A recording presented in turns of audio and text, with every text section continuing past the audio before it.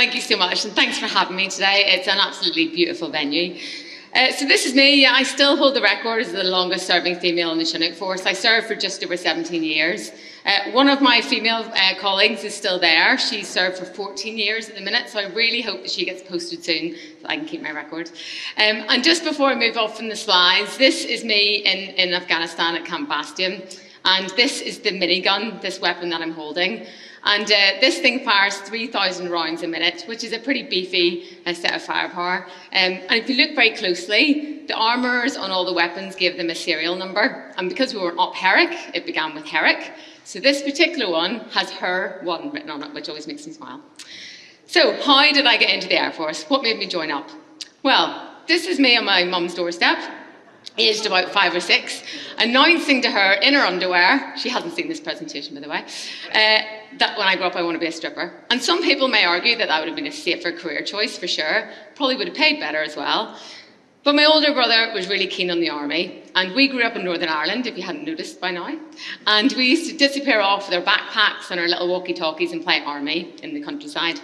Now when he was 18, he went up to a place called Palace Barracks back home to join the army. And when he went in to do his exam, I was outside in the careers office giving a bit of moral support. And on the table there was a magazine. On the front of that magazine, it had a guy hanging out the side of a helicopter on what I thought was a piece of rope at the time.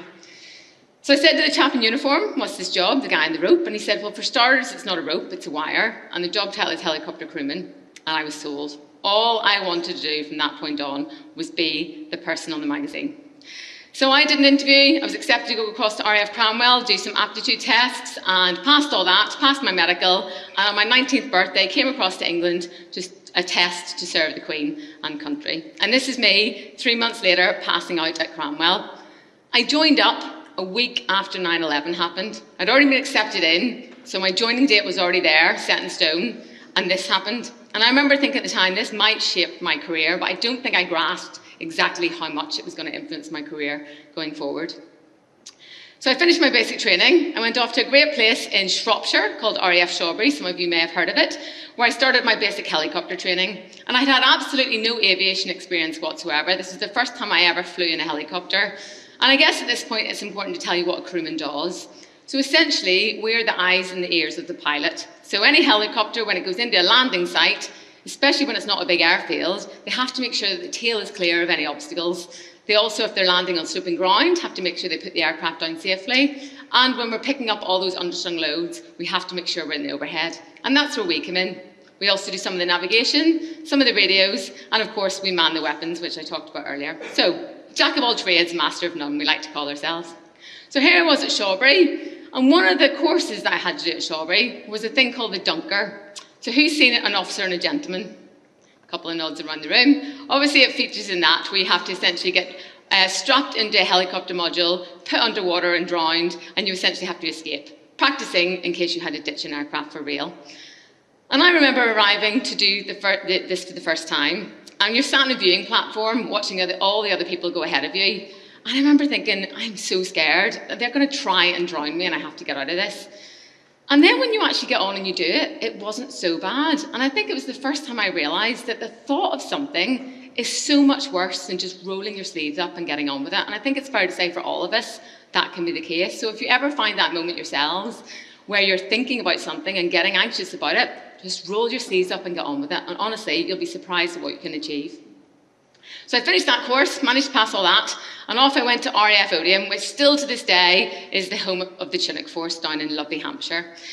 And at this point, I was the only female on my course. Whenever I joined in basic training, there was 3, and at this point, I was the only one. Now, I have to say, I was never singled out in the forces to be anything of a burden, anything different from being a female, or the weaker sex in any way. It was one team, and we fail and we succeed together. But the Chinook is a beefy aircraft, it's a bit of a beast, and the kit that we carry down the back is pretty heavy. And I remember thinking at the time, this is quite daunting, what if I can't do it? And I learnt really quickly that actually the key to any team is diversity.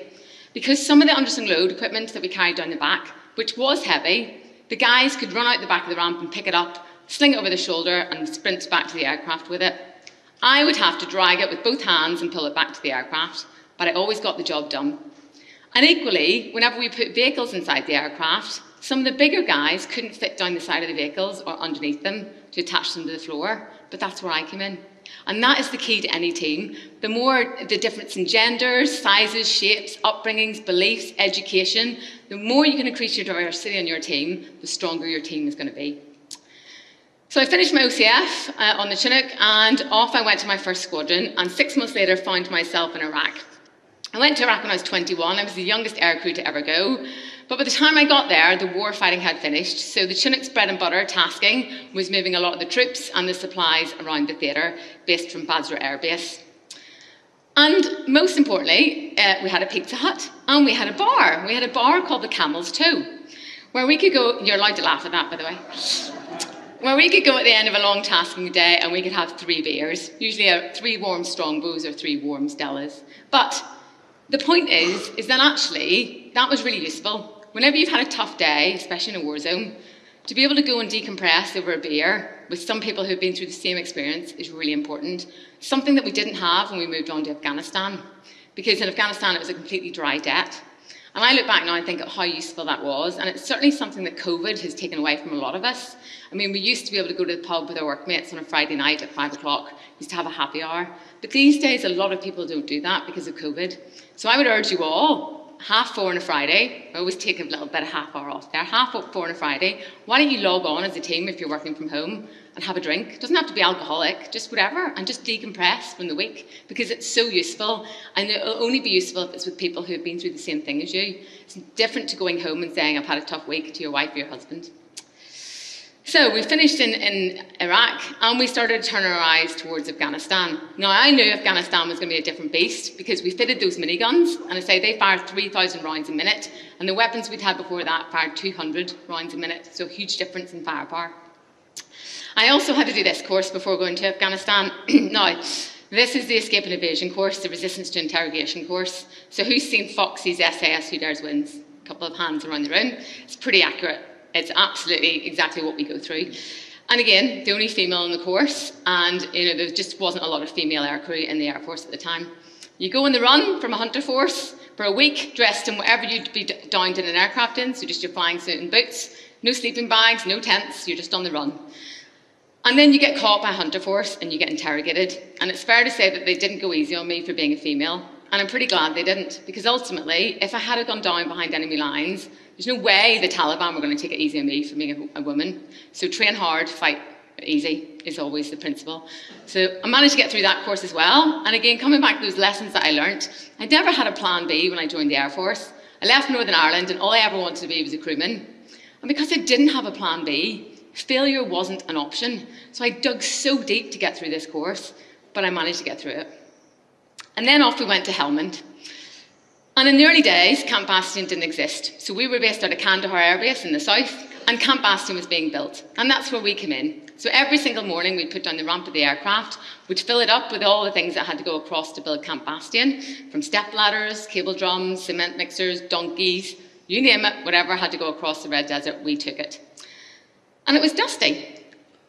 I'd like to think of myself as a connoisseur of dust, being a helicopter girl. And what do I mean by that? Well, in Iraq, the dust was heavy and it was large. It was like the sand that you see on a beach here in the UK.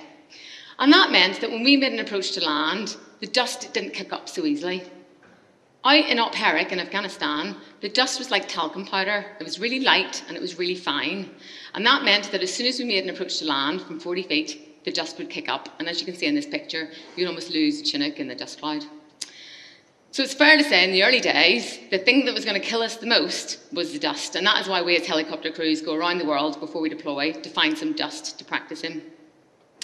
And we started to build the whole area of operations in Afghanistan. So some of the forward operating bases we put in, a place called Sangin, which you may have heard of on the news, Lashkar, which was a DC hub, Bastion was being built in the south, and 45 minutes north at the top of the Helmand Valley was this place, which is Kajaki Dam, one of the most beautiful places I've ever flown over. That lovely blue water, whenever it's 45 degrees outside and you're sat with your legs dangling over the edge of the ramp on a Chinook, it's very hard not to want to release your harness and dive into it. Absolutely stunning place.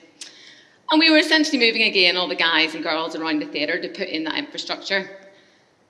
It's fair to say they didn't always look this happy down the back of my aircraft, but as you can see, these guys are smiling, and that's probably because we were pulling them out for hour and hour or end of tour. Now, we declared 24 seats down the back of our aircraft, but actually we were the workhorse of Helmand and we had a job to do.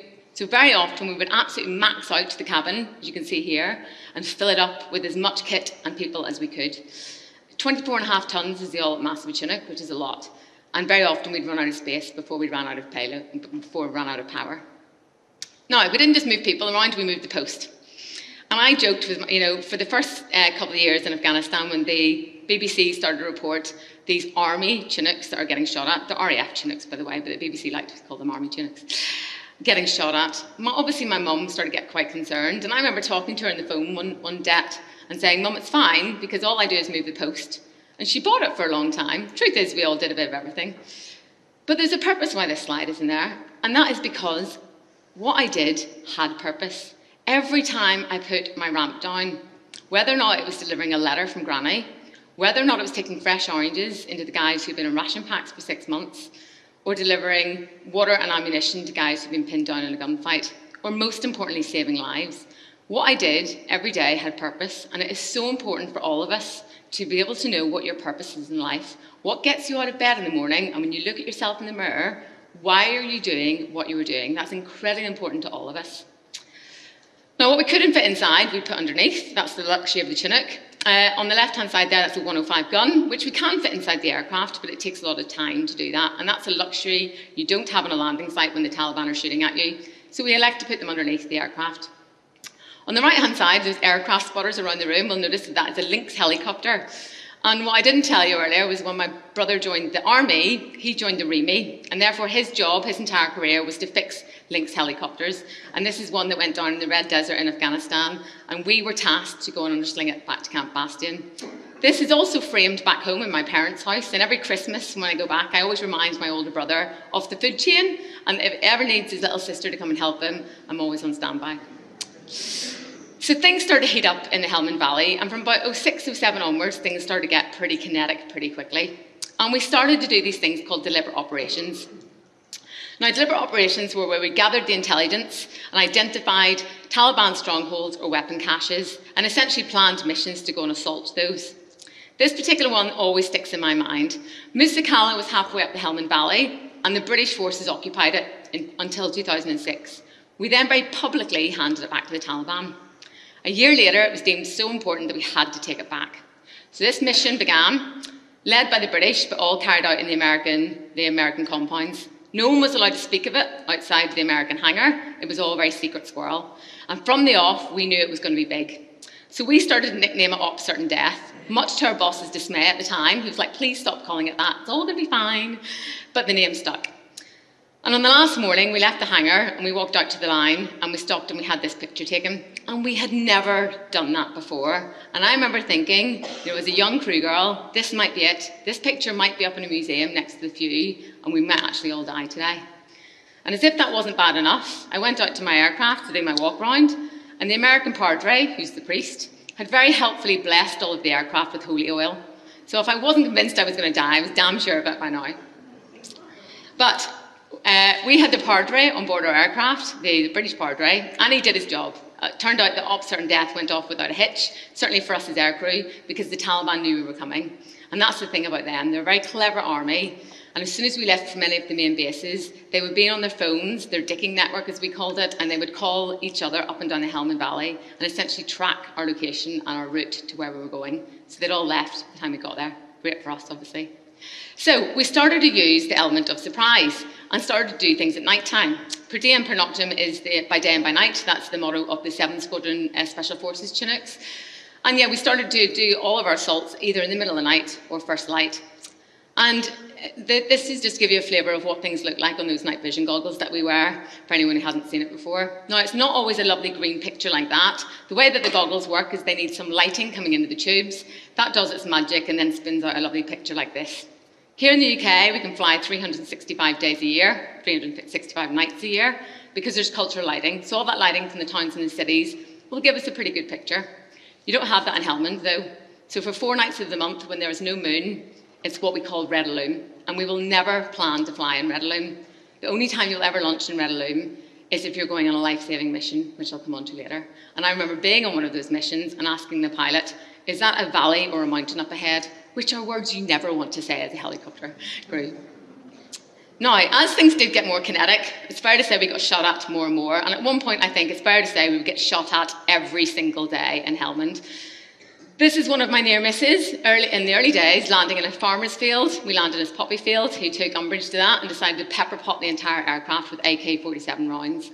And one came in over my head by about 1.5 feet. And the engineers very helpfully dug that out of the metalwork and gave me it.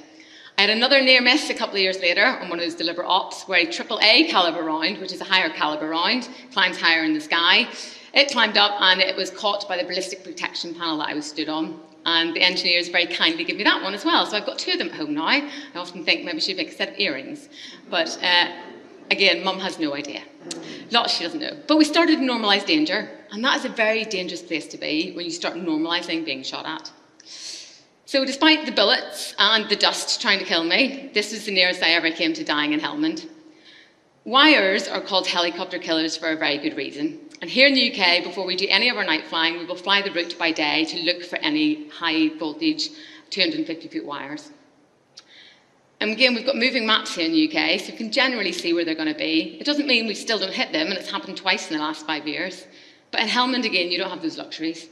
So this was early in my career, we were going up to Carden Dam, which was that beautiful blue water that I showed you earlier, and we were taking a London load in there. We dropped our London load off, we climbed out of the landing point, and went straight into a set of 250-foot high-voltage wires. The first thing I remember was an almighty bang, and I remember seeing the wires spark off in the 3 o'clock of the aircraft, and the smell of burning electricity filled my nostrils, and I smell it every time I tell this story. The whole aircraft was wallowing out of control, and I looked over my shoulder to see my other crewman had gone through the centre hatch, and thankfully his harness had saved him that day, and he was pulling himself back in. And this pilot was screaming, I can't see, for obvious reasons. I thought we were going in, no 2 ways about it. And about 15 feet above the ground, the co-pilot shouted, I have control, and managed to pull us back up into the air. He saved my life that day, very, very lucky. So we'd survived the initial impact, but we now had to get back to Camp Bastion because it's fair to say that none of us wanted to put into practice the escape and evasion training that we'd done a few years earlier.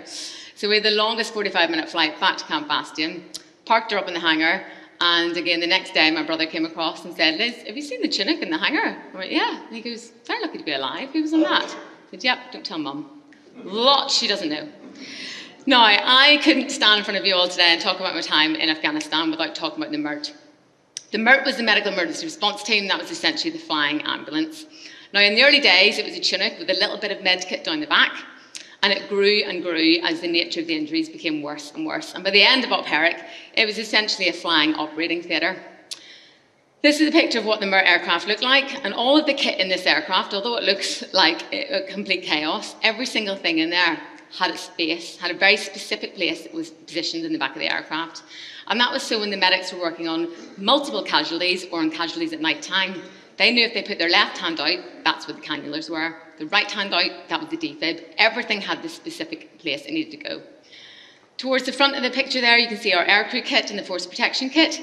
And we would go out every single morning and do the checks on the aircraft for the day flying. And again, we go out at dusk and do the night checks and fit those night vision goggles, so that essentially we could shave off as much time to get airborne as possible, a bit like firefighters, so that we could get airborne on that life-saving mission as quick as we possibly could. But what I really want to draw your attention to in this picture is the floor. So for those of you who have been on a Chinook before, you will know it's a metal floor with tie-down rings the whole way along it, and that's so we can put those vehicles inside. From about 2007 onwards, in Op Herrick, we fitted this rubberised mat. And that was because every time we were doing a MERT out, we would come back and our engineers were having to wash blood and bodily fluids off the floor of the aircraft. Not an easy task for anyone, and it was certainly starting to destroy the floor. So they fitted this rubberised mat to try and make that task slightly more palatable and also to preserve the aircraft. So how did the MERT work? We as a crew were on standby at Camp Bastion, 15 minutes notice to move by day, 30 minutes notice to move by night, just so we could sleep. The next tent along had the medics in it, and the tent beyond that had force protection. The guys up in the Helmand Valley would carry this, and that is a 9-liner. A 9-liner is a reporting format that every single soldier used. And that's because in the confusion of the battlefield and on radio comms, messages can get passed incorrectly very often. So everyone had to use exactly the same format. And it meant that actually if we got some of the message and some of the radio comms were stood on by another aircraft, we could generally fill in the gaps and knew what we were meant to be hearing. We would launch very often on just the first 2 lines, and that is call sign and location. So up the Helmand Valley, one of the troops gets injured, maybe an IED strike or troops in contact, and they would, through the battle network, get this 9-liner back to Camp Bastion. And all we needed was a location and who we were speaking to. Who we were speaking to was pretty important, because at one point the Helmand Valley was so saturated with British troops, they were literally hundreds of metres away from each other. And if we landed at the wrong grid, not only had we lost valuable time in that life-saving mission, but also we'd now kicked up a 40-foot dust cloud for the Taliban to see. So we had to get it right first time. And we did that by talking to the troops, and they would pop a coloured smoke, and we'd go and land on the coloured smoke, which again, the Taliban got very good at duping. If we were lucky, we would get the 3rd line down. Now, the 3rd line down is the nature of injury. There was 2 systems, an American one and a British one. So it was a Cat Alpha, or a T1 casualty, was the worst kind of injuries. That casualty had less than an hour to live. A T3, or a Cat Charlie, meant they were walking wounded, and a T2, or a Bravo, was somewhere in between. Very often we get a mix of those, because again, with all these natures of injuries, it's not usually one person that catches up the blast or the bullets, it's a number of casualties. Sometimes a T2 would become a T1 on the way to get them, and the worst case scenario was that T1 would become a T4, and we'd get that message through in the radio, and that meant that we hadn't got there in time. It was also a radio call that I had to make back to Camp Bastion very often in the back of my aircraft whenever one of the casualties had died. And it was a radio call that always used to stick in my throat having to do it. But imagine when you're punching the grid into the kit and it says it's 35 minutes flying time and you've got a T1 to get, it certainly focuses the mind. And we didn't just pick up British soldiers, we picked up any of the soldiers in theatre, and we picked up any of the Afghan locals that were caught in the crossfire. And that brought a huge range in terms of what we were seeing age-wise down the back of the aircraft, all the way from small little babies, all the way up to elders and entire families that had been caught in that crossfire. My busiest day on MERT, we picked up 16 casualties back to back. So we were bringing them in, dropping them off at the HLS at Camp Bastion, and going out for more. They were just coming in on the radio, 9-liner after 9-liner after 9-liner. My darkest day on MERT, we picked up 5 rifles, guys who'd all been killed in one go. So watching 5 bodies come past me at the ramp, on stretchers with a flag over the bodies, was a sight that stayed with me till this day. My most morally challenging day on MERT, we picked up some paras who'd been shot in the head, pretty badly, and they were fighting for their lives at my feet. And we also picked up the Taliban soldier who had shot them. So again, to try and get your head around that morally in the back of your aircraft is pretty tough.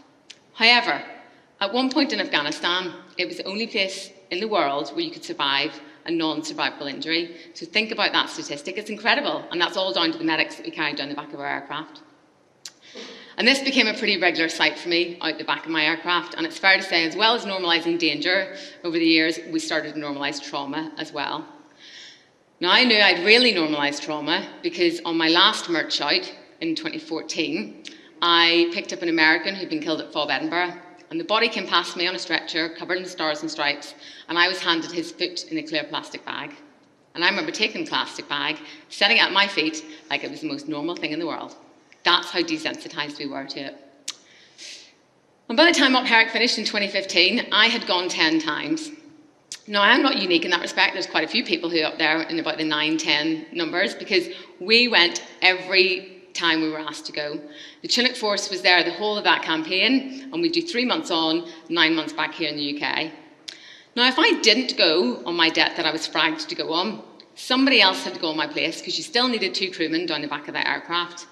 And if that other person was going to take my place, I generally knew them pretty well. I probably knew their wife and knew their kids. So there was absolutely no way I was going to let someone else go out there, potentially take a bullet that was meant for me, or to see the things that were meant for me. And I refer to it as personal mission creep. You know, I just kept going and just kept going because I didn't want to let the side down. And when you work in a small team, it's incredibly difficult to put your hands up sometimes and say, I just can't do this anymore, I've had enough, I need to step back, because your workload's going to fall onto someone else. But it also brings up another point, and I think it's probably more relevant for all of you in the room. This personal mission creep, you know, we all used to work 9 to 5. But how many people used to go into the office, or if you're still working in an office, you go in at 8:30 just to get ahead of the game before everyone else comes in? Or you're still sat there at 5:15 finishing that last little email, just going to get this bit finished. The next thing you're in from 7 till 7.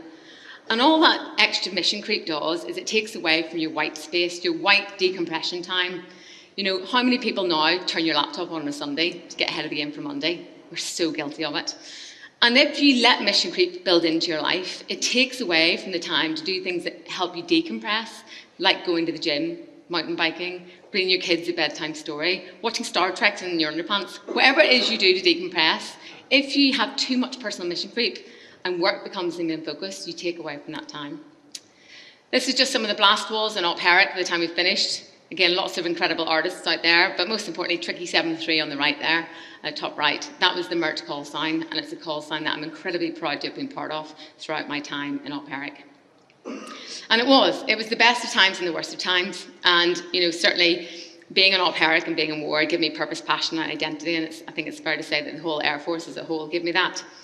Now, I came back from my last Op Herrick, and I was doing a normal flying task back here in the UK, and we walked in from the aircraft, and a colleague called my name from behind me. I turned my entire body to answer him, and he said, "Liz, you've got to go to the physio." And essentially my neck had started to play out for quite some time. I didn't want to go to the physio because I didn't want to get grounded. I eventually realised I had to, and that's exactly what happened. Went to the doc on camp, told them about my neck injury, and I got grounded from flying. I got sent to 2 rehab courses nearby, and then eventually got sent to Headley Court. So some of you around the room may remember that name. It was essentially the centre of excellence for all the amputees and all those broken and bent soldiers that we brought back from Afghanistan. Now, when I was there in 2018, it was like the Mary Celeste. It was like a ghost town. And I said to one of the chaps on the course, "I can't believe how empty this place is." And he said at one point there was a waiting list, and that hit me really hard, because I suddenly realised all of those soldiers that we picked up off the battlefields had all bottlenecked going through Headley Court. But even the experts there couldn't fix me. And sadly, in 2019, I was medically discharged from the Royal Air Force, from the job that I'd only ever wanted to do since I was 17 and I'd seen that magazine. I wore my flying suit every day, like my Wonder Woman costume. I had my brevet on my chest that said Liz McConaghy, Chinook crewman. And I often wonder if that's so other people knew my name, or so I could look at it every day and go, "This is who I am."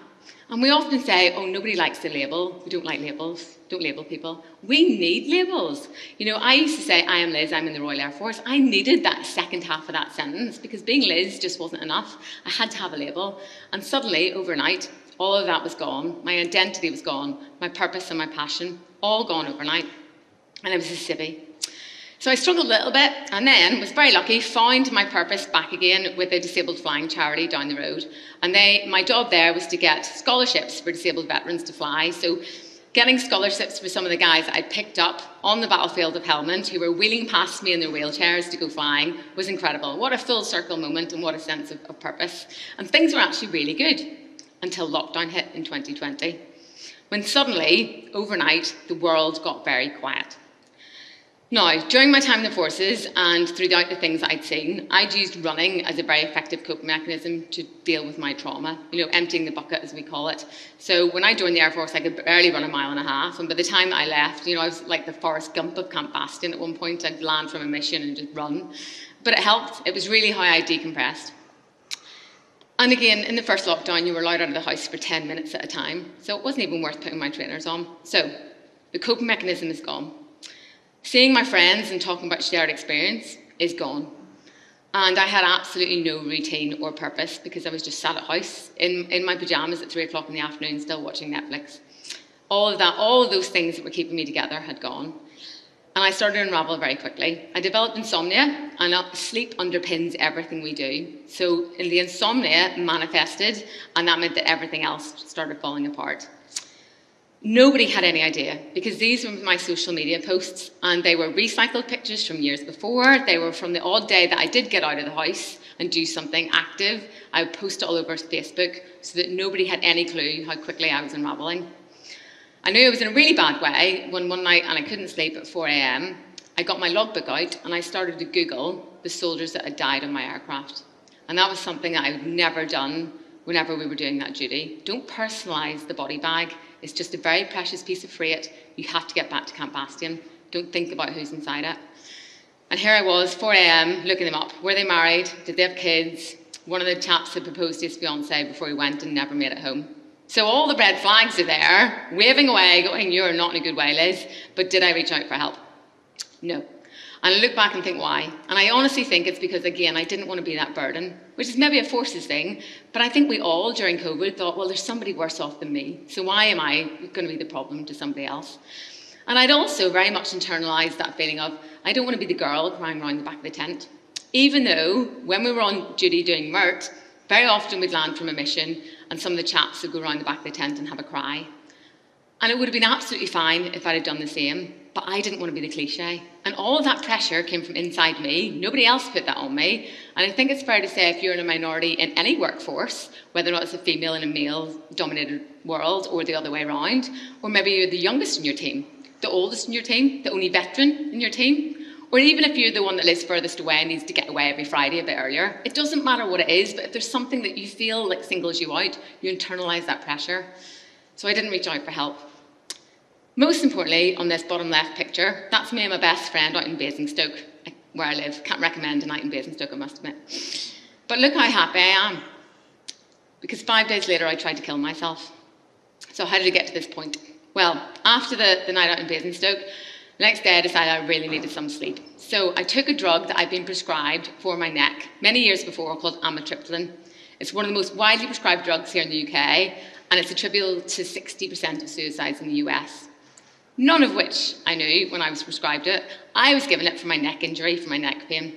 I was told at the time it's a really good sleeping tablet as well. So I took an amitriptyline.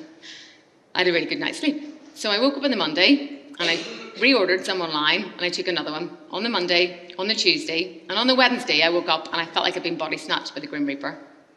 Instantly felt suicidal, really dark thoughts about ending my life, and I was really scared initially. So I decided to email the doctor because it's so hard to pick up the phone and ask for help, especially when you're crumbling like that inside. So it's much easier to put it in words. So I emailed the doctor. I got an email back, and the email said, "This is me, I've woken up this morning, I'm feeling suicidal, I'm very scared, I think I need to see someone." I got an email instantly back from the pharmacy, and they said, "This is the pharmacy, you've emailed us by mistake, you need to contact your GP." Thanks, very helpful. So I eventually picked up the phone to the GP, got a lovely lady on the phone and said, "This is me, I've woken up, I'm feeling suicidal, I'm very scared." And she said, "Can you call back tomorrow? We're really busy today." Fab, really helpful. Again, this is a sign of the time from COVID, wasn't it? So I broke down on the phone, and eventually she understood the gravity of the scenario, and she said, "I'll get the GP to call you this afternoon." So at 2 o'clock he rang. At this point my emotions had built momentum and I was barely able to speak. But I got out my message and said, "I'm really scared," etc., etc. And he said, "I'm going to prescribe you some antidepressants. They'll be ready this afternoon, and take one today. The way antidepressants work, they'll put you in a worse place before they pull you out of that place." But at no point did he say, "Do you want to come in and speak to someone?" He also never asked if I was taking any other medication. And most importantly, never looked at my notes to see that I had reordered amitriptyline on the Monday. Now, amitriptyline, which I now know, is also an antidepressant. And the way they work, as he'd already told me, was they put you in a worse place before they pull you out of that place. And this amitriptyline had essentially tiptoed into my already broken brain and started to amplify all of those thoughts to the point where I felt suicidal. So I remember hanging up the phone at that point and thinking, well, that's it, I've got the green light to go ahead with my plan, because no one cares, not even the experts. And that is so far from the truth, because I could have picked up the phone to any of my Air Force mates who were still like family and explained how I was feeling. They would have much rather had that phone call than the one they got a few days later. But I didn't reach out for help. So at 4 o'clock, I went across to the pharmacy, bearing in mind I told them I wanted to kill myself. I picked up my 2 bags of lethal drugs from them and skipped off home. I wrote a suicide note to my parents without a single emotion. I had dinner, tidied my flat, had a shower and did my hair and makeup, put on a nice dress, and at midnight took 95 amitriptyline. And I really shouldn't be talking to you today, I shouldn't still be alive, I'm very lucky. This was me waking up in hospital, and I remember waking up and there was a clock at the end of the bed and it said 6:30, it was daylight. And I remember thinking, well, it must be the next day. Didn't really know what was going on, was very confused and had a tube down my throat. So I started to pull it out of this tube and they put me back to sleep. They brought me around a second time and started to explain that I was okay, I'd survived, been brought in by ambulance, and it was Friday morning. I'd been on life support for 2 days. And I remember thinking, ambulance? Who called an ambulance? Who found me? You know when you drink too much and you wake up the next day and you think, how did I get home last night? What did I? And don't pretend you haven't done that. I know you've all done that. It was like that, but times 100. How am I alive? I genuinely didn't know. So 2 days after that, I was released from hospital and reunited with my mobile phone, which was back in my apartment. And we went through the call log, me and my best friend. And it turns out that I had called the Samaritans for 13 seconds. And then straight after that phone call, I'd called 911. I have no idea why not 999. Clearly watching too much Netflix during lockdown. But the important thing is it gets you through the right people. And that phone call had saved my life. One which I don't recall making, but it proves that no matter how deep and dark a hole you were in, there's a will inside us all to survive. You hear about people bleeding out on battlefields and bleeding out in road traffic accidents. There is a will inside all of our bodies that will fight to survive. And that night, that phone call saved me. So I was out of hospital. I was then into the Veterans Mental Health System.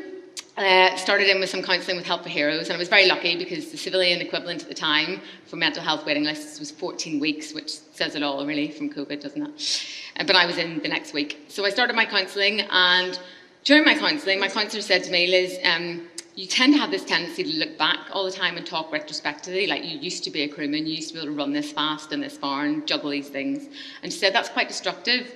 A little bit like the Madeleine McCann case, the missing persons. You're never going to find that person again. She's gone. So you have to let her go. You have to let her die and embrace who you are now. And it was the first time I was ever able to say, I am a veteran, with any pride. Because before that, I used to be in the forces. I used to be a helicopter crewman. And imagine how powerful that is, just changing that language to I am instead of I used to be. I am a survivor. And I started to write a lot of poetry as a cathartic, kind of get thoughts out of my head. So I'm a writer. And I remember thinking, well, who really am I then? Because it's, I joined the Air Force aged 19, and it's the same set of eyes looking back at me in the mirror that is now. And I thought for the whole career that the uniform defined me. And it doesn't. You define the uniform, and I define the uniform. So I started to journal, thinking about day one in the Air Force, and essentially 3 weeks later, just 3 weeks, I'd written my book. And it stayed in a folder on my laptop with no intention of anyone ever reading it, and until I told my bestie about it on a walk, and she said, well, can I read it? So I sent her it. She read it, and she said, you've got to send it off to some publishers, Liz. So I did, not expecting anything, and then Pen and Sword published it last September, and it went to bestseller overnight on Amazon. And it proves that even out of the darkest moments in your life, the best things can come from, the brightest moments can come on the other side of it. It also proves that PTSD can be a chapter of your life, just like it's a chapter of my book. I absolutely, with the right love and support and tools around you, can recover from PTSD. Just like a broken leg or a broken arm, you can recover from PTSD. I did an interview last year about the book, and the lady doing the interview said to me, well, Liz, there's a theme in your story, there's a thread, and that's resilience, isn't it? And my answer was, well, I'm not resilient because I broke in spectacular fashion. And she said, well, that's not what resilience is. So I went home and I looked up the definition of resilience. And it's fair to say I had misunderstood the meaning of resilience. And it's a word we love to band around these days, isn't it? It's like flavour of the month. I'd misunderstood it my entire RF career. I thought resilience meant unbreakable. And every time it was in my annual promotion report and said, Sergeant McConaghy is so resilient, I thought I can do more. Send me away again. I'll do another exercise. Everything that was asked of me, I'd do because I was unbreakable. That's not what resilience means. True resilience is bending, breaking, falling over, and using those failures to come back stronger for the next battle, adding those lessons to your armour. And trust me, you will always learn more from failure than you ever will from success. Two things I want to leave you with before I finish are the two takeaways I learned during my counselling, and I urge you all to take these away today. The first one is, I didn't realise, the whole 2020, I was on that river of depression. I didn't realise how close the waterfall was, and I went over it in 12 hours. So if you've got anyone, and I think it's fair to say we've all got someone in our lives these days who we're a little bit worried about, you have to get to them before they get to that departure lounge, because that day I was only going one way, like having a donut on a water slide at a water park. I was only going one way. I was mission focused. So if you have got someone like that, ask them twice how they are. Don't let them get away with fobbing you off, because all too often that year people would ask me, how are you doing, Liz? I'd say, oh, I'm fine, living the dream. How are you? How's lockdown? How are the kids? Get the spotlight off me. The odd person who said, but how are you really doing, Liz? It was enough to crack the eggshell. So if you've got someone like that, do not let them fob you off. Keep asking, keep digging, ask them twice. The second thing, and I do this routinely now, is I give my mental health a number out of 10, because it is so much easier to say I'm a 3 out of 10 than it is to say I'm struggling. And it's twofold, really. It means that I can monitor my own mental health so much better now, and I know if I'm a number 2 or 3 or 4 for a few weeks running, it's probably time to reach out and get help again, and I've had to do that. It's not been an upward trend since 2020 by any means. But it also means my friends can keep an eye on me so much better now. You know, if I'm a 9 out of 10, don't need to worry about Liz this week. You don't have to explain why you're a number. You can just walk into an office and say, I'm a bit of a 2 today. You don't have to tell them why, but it just means that people are aware. And, you know, I think as long as you're honest and you're authentic with the system, it's a great system to start getting us chatting about our mental health. And I urge you all to do it tonight at your gala ball, to do it when you go home to your kids, do it on a Friday night down the pub, but get those numbers flowing and start talking about your mental health. I've talked about something quite emotive today. I hope you've enjoyed it. And any questions, there's nothing is taboo, so please ask away. Thanks.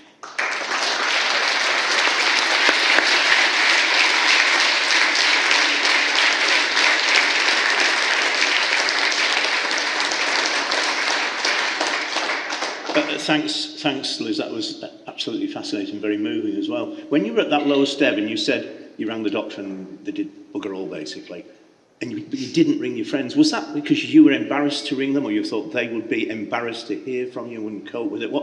Can you even rationalise what your thought process was then? It's a really good question, and it probably I almost can't rationalise, but I think whenever you're starting to crumble inside, you start to isolate yourself a lot more. And you know, even during COVID, people would call me and I'd watch the phone ring and not want to answer it. So I think probably a little bit of embarrassment as well, when you feel like you're falling, you know, the wheels are falling off the truck. You don't want to admit that failure to anyone. And certainly as a forces person, you know, sad as it is, you know, any kind of weakness is a sign of failure. That's the way that the forces, you know, we are bred to be tough, you know, soldiers and go to the fight. So whenever you're starting to crumble, it felt like a sign of weakness and I was going to be a burden to people. Yeah. Any questions from anybody out there? I'm acutely aware I'm standing between you and a bar later on. So. I didn't bring any books, by the way, but it's online. But equally, I'm on social media as Chili Chick on Instagram, LinkedIn, Twitter, or X it's called now. So if you do have any questions there and you want to connect, then please ask away, because it's not always easy sticking your hand up in a room full of people. Had you written before? Had you written anything before, other than obviously filling out documents and forms and things like that? No, I didn't even do A-level GCSE or English. I did it at GCSE. So I was very lucky that it came out all right. It's like getting an A star for your homework, isn't it? And the publishers picked it up straight away. They could see there was a lot of value in that. Yeah. So I was very, very lucky. Thank you very much indeed, Liz. That was a really, really insightful talk. Thank you.